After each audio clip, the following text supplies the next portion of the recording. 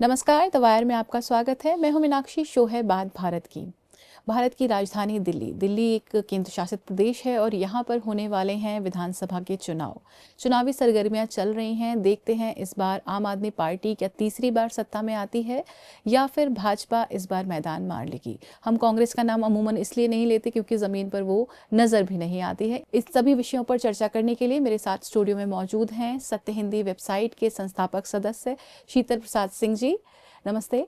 और मेरे साथ मौजूद हैं द वायर के पॉलिटिकल एडिटर अजय आशीर्वाद। अजय, आपका स्वागत है। पहला सवाल सर मेरा आपसे यही है, क्योंकि आप दिल्ली में जा रहे हैं, क्या आपको एंटी इनकम्बेंसी नज़र आती है? क्या आम आदमी पार्टी के लिए इस बार राह मुश्किल होने वाली है? देखिए, हमारे यहाँ बीजेपी के इस दौर के बाद जो मोदी जी के साथ शुरू हुआ है, देश में देश के लोगों में और ओवरऑल बहुत डिवीज़न हो गया है साफ साफ। तो जो लोग आप कह सकते हैं कि बीजेपी की विचारधारा वगैरह से प्रभावित हुए थे, उनमें से अधिकांश वही हैं। ऐसे ही बहुत सारे लोग उनके विरोधी भी हुए, वो भी ज़्यादातर लोग रेजिड हुए हैं। तो ये हमारे सोसाइटी में अब डिविसिवनेस हो रही है, जो पॉलिटिक्स में साफ साफ नज़र आती है, वो विद्यमान है। यस, चूँकि केजरीवाल सरकार में है, मुख्यमंत्री थे, अभी नहीं है, लेकिन पार्टी के सब कुछ वही है, उन्हीं के नाम पे चुनाव लड़ा जा रहा है। तो ज़रूर थोड़ी बहुत एंटी इनकम्बेंसी मुझे नज़र आई। जी अजय, आप अगर देखते हैं कि भाजपा अपनी जगह बनाने की कोशिश कर रही है, क्या लगता है जिस तरीके की कवायदें अभी चल रही हैं उसको देखते हुए आपको लगता है कि क्या बीजेपी को सफलता मिल सकती है या थोड़ा भी पास जा रही है उसके जो प्रयास चल रहे हैं उसे देखकर? जी, अब दिल्ली दिल्ली को अगर आप देखें तो भाजपा के लिए दिल्ली हमेशा से एक ही बहुत, जब हर जगह वो चुनाव जीत भी रहे थे तो दिल्ली नहीं जीत पा रहे थे। और अगर देखा जाए दिल्ली का इतिहास, तो दिल्ली एक तरीके से आप एक हाफ स्टेट है, यूनियन टेरिटरी है, और जिसपे पूरी तरीके से जो यहाँ की जो इलेक्टेड सरकार होती हैं, तो वो उनके पास बहुत सारे पावर्स नहीं होते हैं। जैसे दिल्ली पुलिस जो है वो Amit Shah union home ministry के अंडर आती है, और इनके पास दूसरे चीज़ें, तो हर समय इस तरीके से जो मल्टी गवर्नमेंट एजेंसीज जो होती हैं वहाँ पे हमेशा उनके बीच में एक लगा रहता है, एक तरीके से कॉन्फ्लिक्ट का भी सिचुएशन लगा रहता है और कोलैबोरेशन का भी सिचुएशन लगा रहता है। इसके बावजूद यहाँ जो एक समय पे दिल्ली जनसंघ का गढ़ माना जाता था लेकिन अगर आप देखें, जो जब से दिल्ली 1993 में दिल्ली असेंबली का गठन हुआ और 1993 से 1998 तक वो बीजेपी ने अपनी सरकार बनाई मदन लाल खुराना के अंडर में, लेकिन 1998 के बाद से बीजेपी आज तक वापस नहीं आ पाई है। तो उनके लिए ये हमेशा से दिल्ली एक बहुत बड़ा एक ऐसा एक समस्या के रूप में आया है कि हम यहाँ क्यों नहीं जीत पा रहे हैं, जबकि यहाँ पे हमारी राजनीति का एक पुराना इतिहास रहा है। तो सबसे मुख्य कारण तो ये 3 टर्म के शीला दीक्षित है, वो जो बहुत पॉपुलर गवर्नमेंट थी, और उसके बाद आम आदमी पार्टी की गवर्नमेंट लगातार आती रही, जो कि वो बहुत 60-70 सीटों का असेंबली है और उसमें 60 से ज्यादा सीटें लेकर आई है। तो बीजेपी हर बार, लेकिन इसका मतलब ये नहीं है कि बीजेपी हर बार नंबर 2 पर ही आई है। तो और उनका अगर आप वोट शेयर देखें तो 33% अगर रख लेते हैं, पिछली बार वो 38% से ज्यादा वोट लेकर आई थी 2020 में, लेकिन उनका अगर एवरेज देखा जाए तो वो 33 से 35% वोट उनका बंधा हुआ रहता है, फिर भी वो हार जाते हैं। और उसका मुख्य कारण यही है कि उनके पास लीडरशिप नहीं है कोई भी। और मदन लाल खुराना थे पहले, फिर सुषमा स्वराज थे, और दोनों सुषमा स्वराज केंद्रीय राजनीति में चली गई, और यहाँ पर उनके पास एक लीडरशिप का हमेशा वैक्यूम रहा है। चाहे वो शीला दीक्षित के सामने कोई खड़े होने वाला ऐसा नेता वो नहीं दे पाए, और अरविंद केजरीवाल के सामने भी कोई लीडरशिप नहीं दे पा रहे हैं, और वो उनकी सबसे बड़ी वीकनेस है।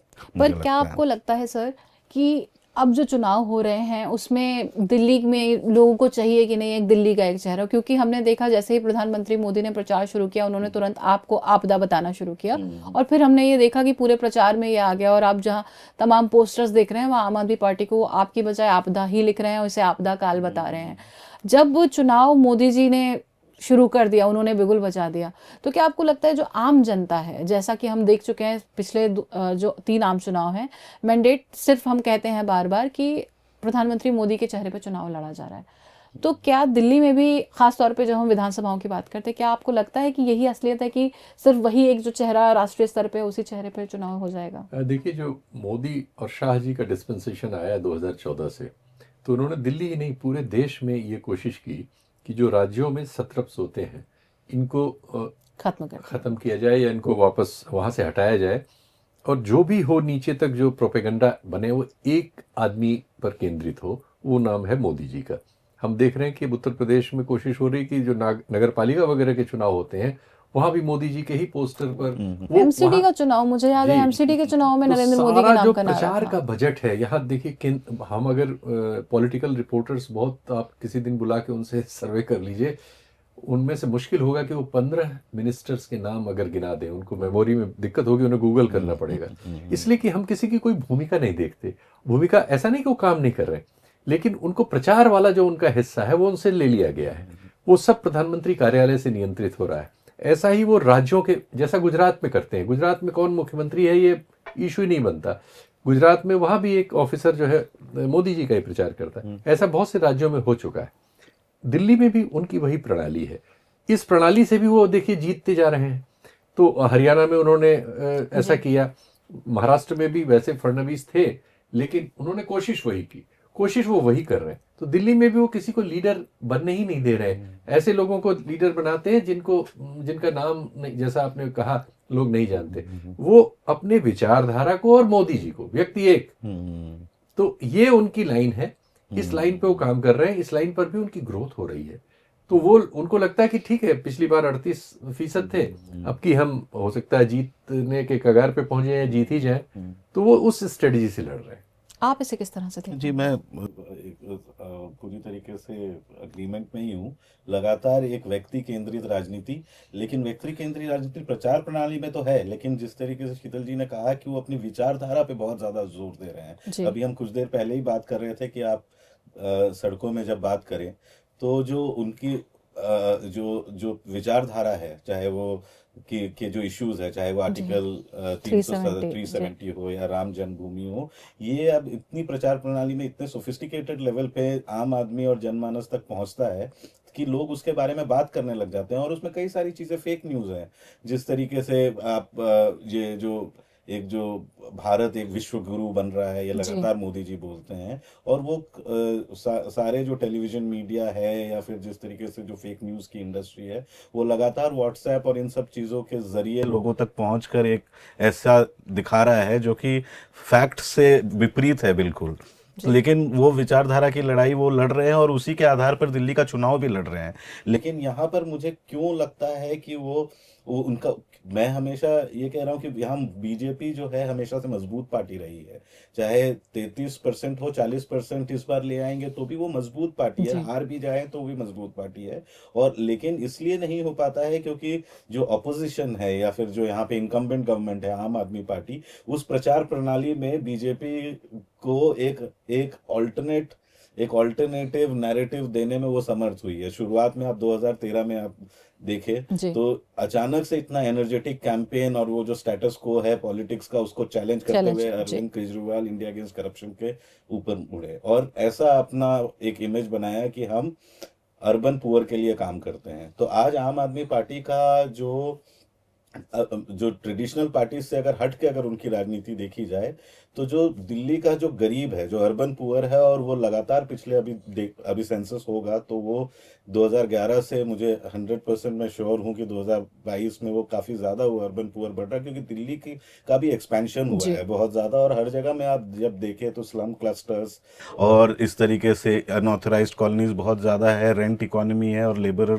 क्लास जो है, वर्किंग क्लासेस बहुत बढ़ गई, और उनमें जो है अरविंद केजरीवाल ने अपनी एक पकड़ बनाई है, और अपना प्रोजेक्शन भी उनका जो पार्टी और पार्टी की जो पॉलिसीज है और गवर्नमेंट की पॉलिसीज है, वो लगातार गरीबों की समस्याओं को दूर करने की तरफ ओरिएंटेड है। और आज के मुझे बहुत सारे लोग बहुत सारी चीजें, बहुत पार्टीज बात करती हैं, लेकिन आम आदमी पार्टी का एक ये यूएसपी है कि जो पूरी तरीके से गरीबों पे फोकस होकर अपनी राजनीति को आगे बढ़ाना चाह रहा है दिल्ली में और बाकी जगहों में भी। तो वो एक उस तरीके का इमेज बन गया और उसमें बहुत पकड़ है। इसीलिए आपने देखा होगा जब मोदी जी ने जो यहाँ पे बीजेपी का जो कैंपेन लॉन्च किया अभी 2 हफ्ते पहले, जी तो वो एक स्लम क्लस्टर से किया उन्होंने कि हम, क्योंकि उनको उनको पता है कि ये लोग काउंटर जो करना है पड़ेगा। इनको काउंटर करना पड़ेगा, और उसके अब लेकिन ऐसा लग रहा है कि बीजेपी इस बार, पिछली बार 2020 में हमने देखा था कि किस तरीके से बहुत ही सांप्रदायिक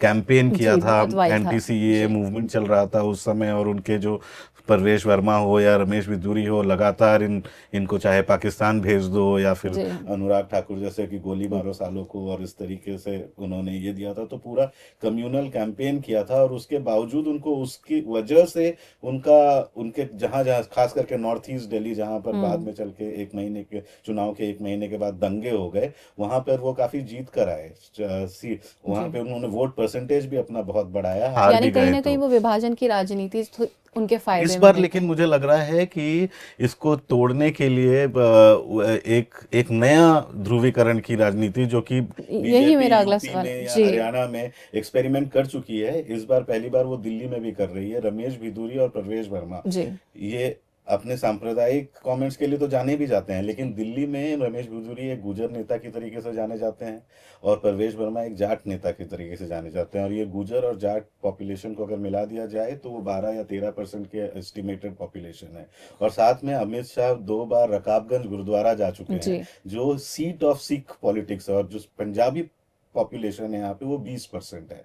तो वो, अगर इस ऐसे केस में कि जहां पर जो पूर्वांचली, जो माइग्रेंट पॉपुलेशन है, जो वर्किंग क्लास पॉपुलेशन है, जो 40-45% है यहाँ पर, वो अगर आम आदमी पार्टी की तरफ जाता है, तो यहाँ पर जो दिल्ली का जो पुराना जो एथनिक ग्रुप्स है, पंजाबी, जी जाट, गुजर, इनको एकत्रित करने के लिए एक सोशल पोलराइजेशन की स्ट्रैटेजी की है। और प्रोमिनेंट फेसेस की तरीके से पुराने एमपी परवेश वर्मा, रमेश भिदूरी, जी ये लोग जो एमपी की राजनीति चुनाव लड़ते थे, उनको एमएलए में प्रोमिनेंट फेसेस, एक को चीफ मिनिस्टर आतिशी के खिलाफ लड़वा रहे हैं, एक को केजरीवाल के, तो जी उनको, उन ग्रुप्स को एक साथ करने का एक दाव फेंका है इन्होंने। जमीन पर जिस तरीके के आप बता रहे हैं अजय कि विभाजन जो है कि कास्ट ग्रुप्स के तरीके से किया जा रहा है, जब हम जमीन पर देखते हैं तो क्या ये जो पुराने लोग हैं और जो पूर्वांचली जिनको कहा जा रहा है कि जो बाहर से आए हुए लोग हैं, क्या आप ऐसा कोई विभाजन देख पाते हैं आम लोगों में? साफ साफ है, उसके आर्थिक कारण हैं।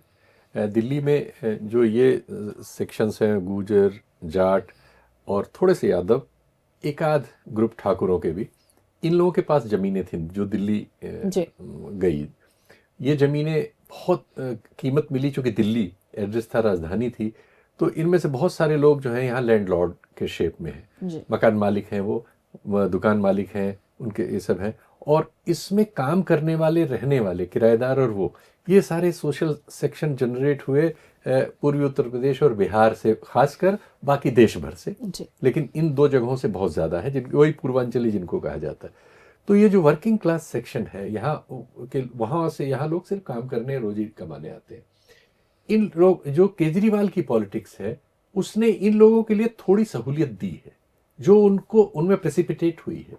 जैसे उनकी स्त्रियों को सब जो काम कर रही हैं, घरों वगैरह में जाती हैं, उन सबको बसों में वो फ्री, वो बहुत काम करता है। जी दूसरे, उनको जो बिजली का बिल है, जहाँ बिजली के बिल की एक ऐसी समस्या है कि मकान मालिक अभी किराएदार में ट्रांसफ़र नहीं होने दे रहे हैं, लेकिन इस बात को किराएदार भी जानते हैं और मकान मालिक भी जानते हैं।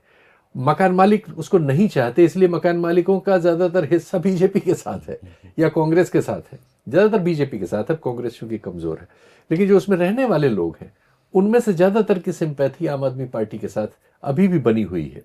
उनमें ही अब की बीजेपी बहुत प्रयास कर रही है और लगातार उनमें काम करने की कोशिश कर रही है, चूँकि उसका जो अपना एरिया है, पंजाबी वोटर 20%, सही आपने जो बताया, लगभग आंकड़े वही है। इन सब में तो वो मैक्सिमम पेनिट्रेट कर चुकी है, ऑर्गेनाइज्ड है। और बीजेपी के ऑर्गेनाइजेशनल कैपेसिटी दिल्ली में भी केजरीवाल से बहुत ज़्यादा है। केजरीवाल में दूसरी बहुत सारी चीज़ें हैं जिसकी वजह से वो हर बार कैंपेन बना लेते हैं, मेहनत बहुत करते हैं, और इस बार भी उन्होंने पहले कैंपेन शुरू कर दिया। इस बार उन्होंने, और हर बार वो कुछ नया करते हैं, इस बार उन्होंने 3 एजेंसी लगा रखी हैं। एक उनके यहाँ जो राज्यसभा सदस्य मिस्टर पाठक, उनके नीचे एक पूरी एजेंसी काम कर रही है, वो पंजाब वगैरह इलेक्शन के इंचार्ज भी थे। एक दूसरे सज्जन विजय नायर, जो बड़े कंट्रोवर्शियल हैं, काफ़ी लंबे समय तक जेल में रहे, वो भी बाहर हैं।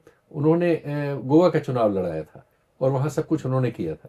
उनकी एजेंसी भी पूरा काम कर रही है, और एक उन्होंने आईपैक को भी हायर किया है, लेकिन आईपैक माइनस प्रशांत किशोर। तो ये 3 लोग उनके लिए जमीन पर वो काम कर रहे हैं जो कार्यकर्ता के रूप में करना चाहिए। इसमें बहुत सारे लोगों को पेड कहा जाता है, हो सकता हो, मुझे नहीं पता, होंगे ही, पैसा खर्च होता है इन सब कामों में। तो ये 3 टीमें उनके लिए कार्यकर्ता का काम कर रही हैं।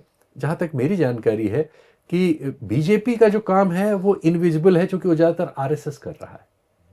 और जैसे ही लोकसभा चुनाव के नतीजे आए थे, आरएसएस पूरे देश में जहां जहां संभावित चुनाव थे, जैसे बिहार में भी हो, इन सब जगहों में वो जमीन के नीचे एक्टिव हो चुका था।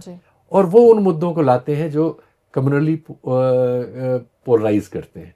वो वर्किंग क्लास में भी एक हिस्से को कम्युनली पोलराइज कर लेते हैं। अब वही देखना है कि इस चुनाव में केजरीवाल का ये नया वाला तरीका और आरएसएस और बीजेपी के काम करने का तरीका, इन दोनों में कौन अपने लिए ज्यादा, लेकिन जो फिक्स वोट है वो है। दिल्ली में एक फिक्स वोट ऐसा है जो लोकसभा में मोदी जी को वोट देता है, और वो अच्छा खासा हो गया, करीब 30% लोग ऐसे हैं। और विधानसभा में वो केजरीवाल को पसंद करता है, क्योंकि उसके घर की बिजली, पानी, बस में फ्री और बहुत सारी चीजें जो है उसको 2-4 हजार 5 हजार का महीने में फायदा करा रही है। और वो ये जानते हैं कि ये सब केजरीवाल ने शुरू किया। कांग्रेस भी बड़ी गरीब नवाज थी, लेकिन ये सब नहीं कर सकी थी।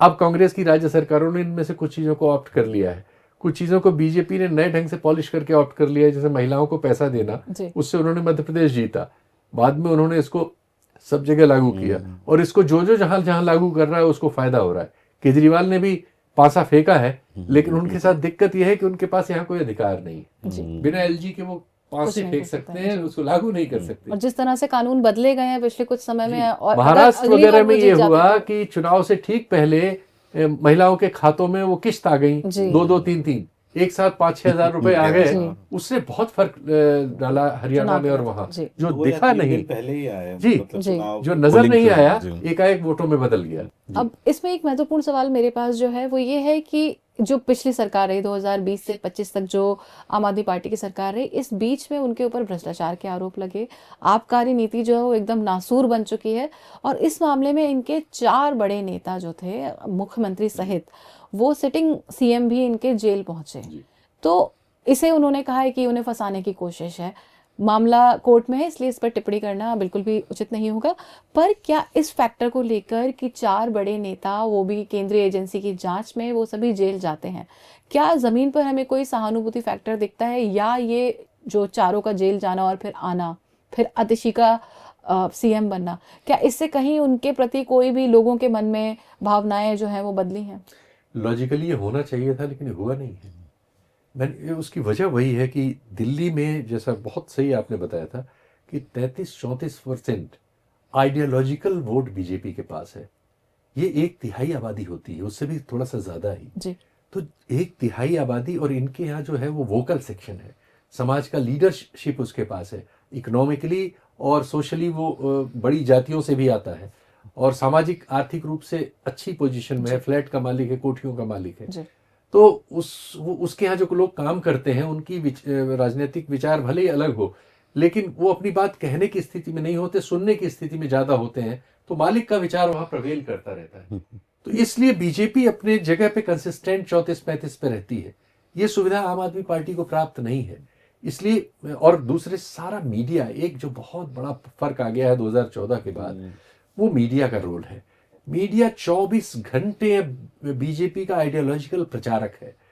अब किसी के पास भी इतना समर्थ मीडिया हो, दुनिया के मतलब जो डिक्टेटर्स इसके लिए बदनाम है, उन सबको यही सहूलियत थी कि उन्होंने सूचना के तंत्र पे कंट्रोल कर लिया था।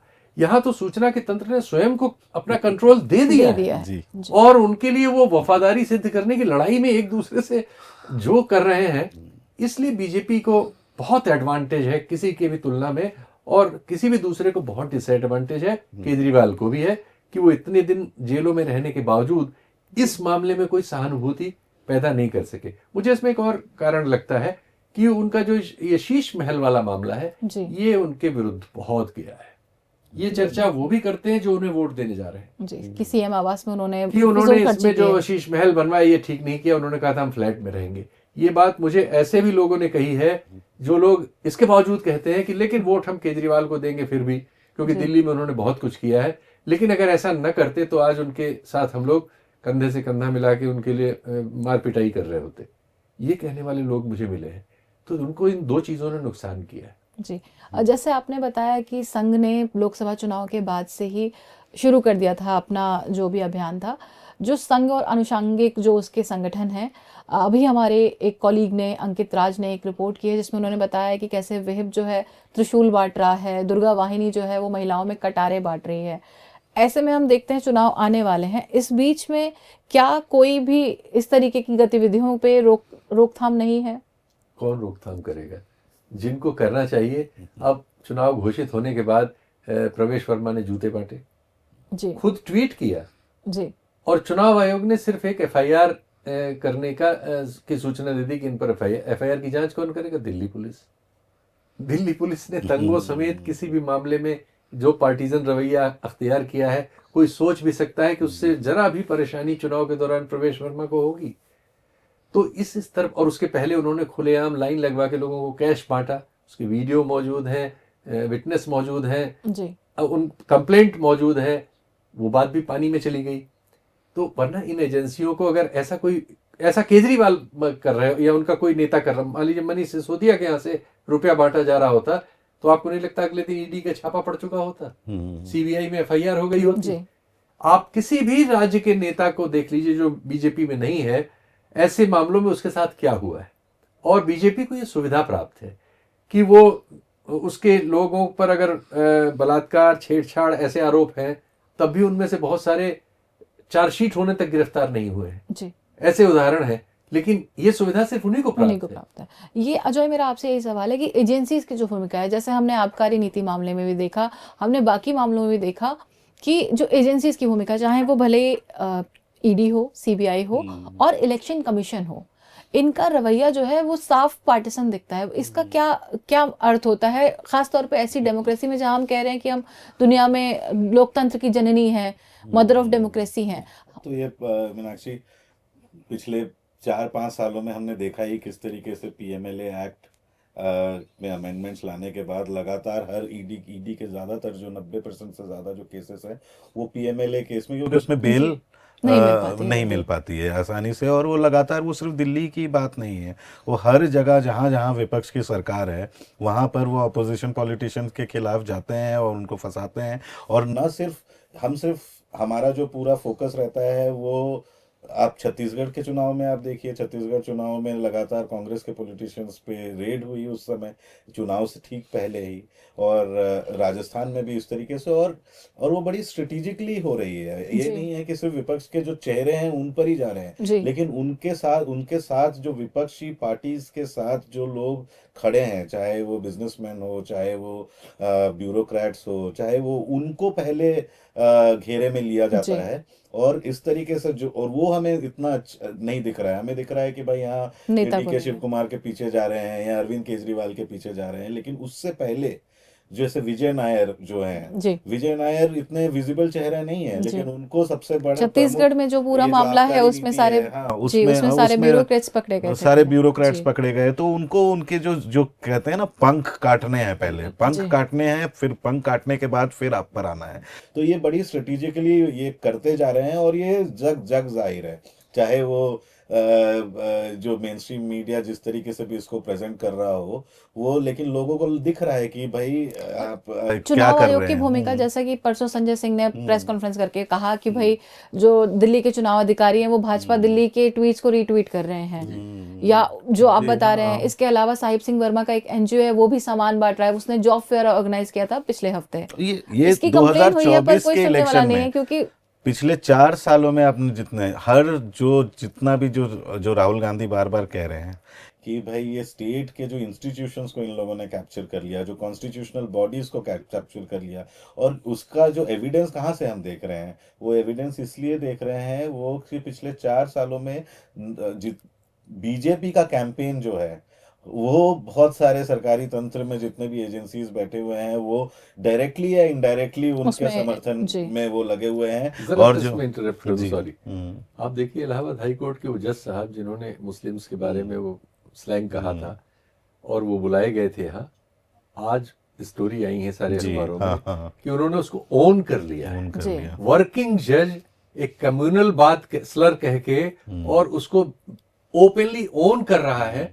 हम इस कंडीशन में हैं आज इस के दिन। कंडीशन जी। में तो ये बात तो है ही। अब मतलब वो जान रहा है कि उसका कुछ नहीं बिगड़ेगा, उसको बल्कि रिवॉर्ड मिलेगा इसका, इस एक्ट का। लेवल प्लेइंग फील्ड जिसको कहते हैं वो तो नहीं रहा अब। जी। लेकिन अब ये है कि विपक्षी पार्टीज के पास ये चैलेंज है कि उनके सामने जो चुनावी फील्ड है वो यही है, और अगर उनको जीत के आना है तो इन सारे जो चैलेंजेस को पार करके आगे आना होगा। जी। और अब और डेमोक्रेसी सिर्फ इतनी ही रह गई है कि इतनी कठिनाइयों के बावजूद आप आपको आप चुनाव चुनाव जीते। जीतना है जी। तो वो है। अगर हम कम्युनलिज्म की बात करें तो बढ़ते कम्युनलिज्म के बीच में हम आम आदमी पार्टी को एकदम चुप हुआ देखते हैं। बहुत सारे कम्युनल जैसे मामले होते हैं उसमें विपक्षी दल आलोचना करते हैं, सभी लोग बयान देते हैं, पर हम बमुश्किल देखते हैं जब तक कुछ बहुत एकदम एक्स्ट्रा ऑर्डिनरी ना हुआ हो तब तक आम आदमी पार्टी की ओर से कोई बयान आता है। दिल्ली दंगे हुए थे, दिल्ली दंगों के मामले में भी आम आदमी पार्टी की भूमिका जो थी वो उसकी आलोचना ही हुई है। बतौर सरकार भी हम देखते हैं कि जब उनके खुद के एमएलए को तमाम तरीके के आरोप लगाए जा रहे हैं अमानतुल्लाह खान पर, तब भी हमने देखा कि उन्होंने उस तरह से विरोध किया हो जैसे कि वो बाकी मामलों में, आबकारी नीति मामलों में, या बाकी जब केजरीवाल पे अटैक होते हैं, जब भाजपा निशाना साधती है, उसमें हम देखते हैं कि वो रिटेलिएट करते हैं, वो तुरंत जवाब देते हैं। पर अमानतुल्लाह खान के मामले में हमने नहीं देखा। जब कम्युनल मामले आते हैं तो नहीं, तो नहीं हाँ, बोलते हैं। तो क्या वो चुप्पी साधते हैं। जी चुप्पी हाँ, साधते हैं। तो क्या ये एक तरीके से उस चीज को बढ़ावा देना नहीं है? नहीं, वो इसको इस तरह से लीजिए कि ये पार्टी जो है आम आदमी पार्टी, इसकी कोई लिखत पढ़त में कोई वैचारिक लाइन नहीं। ये एक व्यक्ति के मस्तिष्क में केंद्रित है जिनका नाम है केजरीवाल। केजरीवाल की अपब्रिंगिंग जैसे किसी हिंदू सोसाइटी में ब्राह्मण बनिया फैमिली में नॉर्मली अपर कास्ट की किसी भी फैमिली में होती है, उसमें लगभग इसी तरह का उसका कंपोजिशन बनता है जी। जिसमें वो धर्मभीर होता है और निश्चित तौर पर मुसलमानों ईसाइयों आदि के विरुद्ध उसके दिमाग में कुछ नकारात्मकता रहती है। बाद में राजनीति उसमें और भी किसी किसी में बढ़ा देती है तो आरएसएस वगैरह में चला जाता है। नहीं तो जो भी एक normal middle class upper caste Hindu है उसके लिए ज़्यादा संभावनाएं हैं उसकी अपब्रिंगिंग से कि वो राइट विंग में जाए। केजरीवाल भी वही है। वैसे वो जब आईआईटी कर रहे थे उनके पुराने बयान है कि मैं नास्तिक था, लेकिन जब पॉलिटिक्स करने लगे तो वो हनुमान चालीसा पढ़ने लगे या वो सब करने लगते हैं, या वो बुजुर्गों को, हिंदू बुजुर्गों को तीर्थ यात्रा पे कराने भेजते लगते हैं। हैं। जी। जैसे वो मुसलमानों के एक संगठन के विरुद्ध उस जमाने में जब वो महामारी फैली हुई थी एफआईआर करने सबसे पहले पहुंच जाते हैं। जी। ये सब चीजें अकलियतों में उनके प्रति अविश्वास जगाती हैं। दूसरे, वो कभी भी, जो आपने बिल्कुल सही कहा, उन मुद्दों पर और उन व्यक्तियों पर जो उनकी पार्टी के ही भले हों, जी। बल्कि ये भी करते हैं कि उनसे पीछा भी छुड़ाना चाहते हैं। जैसे उनका एक पार्षद जिस पर दिल्ली दंगों में जो बेचारा आज तक जेल में पड़ा है, जी। मतलब हम लोग भी रिपोर्ट करते थे। मुझे नहीं लगता कि वो सचमुच में जिन मामलों में उसको जेल में सड़ाया जा रहा है वो सब सही होंगे, लेकिन उन्होंने तुरंत उससे पल्ला झाड़ दिया था, उसे पार्टी से निकाल दिया था जी। बिना उसका पक्ष सुने। वो कठिनाई में था, उसको आपकी मदद की जरूरत थी, आपने उसे पार्टी से तो ये बिल्कुल निश्चित तौर पर इनका जो एक्ट है वो एक अपर कास्ट हिंदू माइंडसेट से है, और उसमें ये कह आप सॉफ्ट हिंदुत्व को इस्तेमाल करने की भी कोशिश करते हुए मिलते हैं, जैसा उन्होंने अभी पुजारियों के लिए घोषणा करके किया है। ये और बात है कि आने वाले दिनों में दूसरी पार्टियां भी ये सब ऑप्ट कर सकती हैं। ये कमजोरी हमारे यहाँ सर्वत्र है, और केजरीवाल इसको सबसे पहले करने वालों में से शुमार होंगे। अच्छा, क्या आपको लगता है कि जो मुस्लिम बहुल सीटें हैं 2-4 उनमें वहाँ पे उनमें क्या इस चीज का नुकसान पहुंच सकता है आम आदमी पार्टी को? मुझे लग रहा है पहुंचेगा, क्योंकि अब आम आदमी पार्टी जब 2013 में आई थी तो केजरीवाल ने इस तरीके से, जब हिंदू मुस्लिम वो समय था जब लगातार मोदी जी का भी नेशनल लेवल का कैंपेन चल रहा था और बहुत ही ज़्यादा anti Muslim polarisation Hindu society में हो रहा था। उस समय वो आकर यहाँ पर उन्होंने स्टेज से वो गाना गाया था, जो इंसान का हो इंसान से भाईचारा, और एक वैसा लग रहा था कि हाँ, ये टिपिकली जो जिस तरीके से जो सेक्युलर पार्टीज एक राइट्स और मुस्लिम राइट्स की बात करते हैं उससे हटकर एक भाईचारा का संदेश, एक ह्यूमैनिटी का संदेश देना चाह रहे हैं। और उस पे एक तरीके से उन्होंने मतलब अगर उन्होंने मतलब मुस्लिम पक्ष में नहीं बोला, कि हम मुस्लिमों के साथ नहीं खड़े हुए, उनके हानि के लिए भी कुछ उस तरीके से उन्होंने नहीं किया कि उनको हम टारगेट करेंगे। तो मुसलमानों के अंदर वो भावना भी है, हालांकि वो चाहते हैं कि आम आदमी पार्टी जब हमारे साथ इस तरीके का दुर्व्यवहार या अत्याचार हो रहा है, तो एज रिप्रेजेंटेटिव ऑफ दिल्ली वो उनके सामने आकर खड़े रहे, एक मॉरल पोजीशन ले। लेकिन केजरीवाल उस तरीके के मॉरल पोजीशन लेने वाले लोगों में से नहीं है। वो प्रैक्टिकल राजनीति, उन बैगेज फ्री है, उनकी आइडियोलॉजी विहीन पार्टी है। वो एक सर्विस डिलीवरी के रूप में उन्होंने पॉलिटिक्स, एक टेक्नोक्रेटिक अप्रोच की यहाँ पे दिल्ली में है, और हम सर्विस डिलीवरी देंगे, हम इंफ्रास्ट्रक्चर बनाएंगे, और सरकार जो कभी कुछ काम नहीं करती है और सिर्फ बड़ी बड़ी बातें करती है, हम करके दिखाएंगे। उनकी राजनीति ये है। जब उस राजनीति में आते हैं तो और चुनाव जीतने की बात आती है, उसमें भी वो सुदृढ़ है।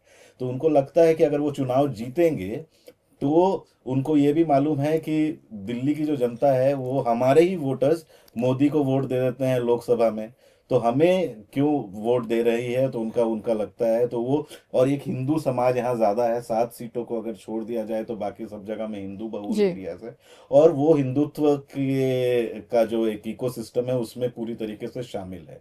तो अगर इस चुनाव में हमें वोट देंगे तो किन आधार पे देंगे, इसीलिए वो एंटी हिंदुत्व भी नहीं दिखना चाहते हैं। और ये सारे जो तीर्थयात्री पुजारियों को ये है, तो क्योंकि और उस तरीके से एक तरीके से वो डिफ्यूज कर देते हैं बीजेपी के नैरेटिव को, कि हम बीजेपी के ऑपोजिट में नहीं, बीजेपी के ही खेमे में घुसकर हम उनसे बेहतर दिखाने की चिट्ठी लिख देते हैं हम।